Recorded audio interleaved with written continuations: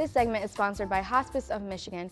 Anyone who's experienced the loss of a loved one knows the grief settling is different for everybody and can linger well after our loved ones are gone. Hospice of Michigan surrounds each patient and family with a team of experts ready to accompany them on their grief journey. Sue Glover is the grief support manager at Hospice of Michigan, and she's here along with longtime volunteer Larry Dugan. And welcome to you both. This is an important topic to talk about. Yeah. So Hospice of Michigan is pretty involved in, addressing how men specifically handle grief, and what are kind of society's expectations on men when they handle those types of situations? Yeah. Well, thank you for having us. Yeah. Hospice of Michigan is the largest hospice here in Michigan. We are a statewide organization, and our commitment, because we have a wonderful foundation, is to also provide grief support to the community. So even if you didn't use Hospice of Michigan services, you can definitely access our grief support. And some of the ways we offer that is through some of our support groups. And Larry is one of our support group leaders for our men's group. Yeah. And so how can you address these expectations and these issues?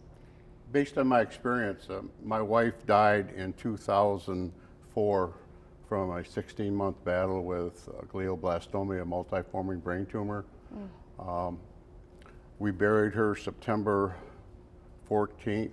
My youngest grandson was born September 15th.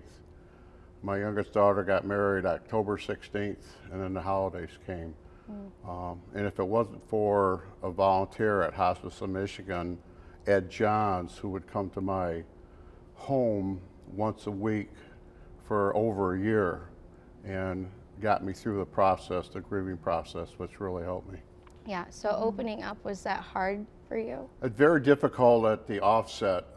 One of the more important things, as I've learned throughout the process, is the more you talk about it, the easier it becomes and the more forgiving it is for the human spirit and body. Yeah.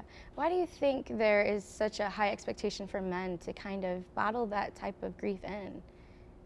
My experience has been, we're supposed to be the tough guy. Yeah. And that's what men is predicted to do. In today's society, a lot of men do household chores at home, which I do myself, which was thrust upon me, not by choice. Yeah. But it's okay to cry. I mean, it's very a tense release, stressful situation. Yeah. And to cry and talk about your situation is very beneficial. And so Hospice of Michigan does a great job with the men's grief support group. And so what kind of things do you guys do, and how often do you meet? We meet once a month. Right now we're meeting at Club 459, Okay. the American Legion Club on Michigan Avenue here in Grand Rapids. Nice.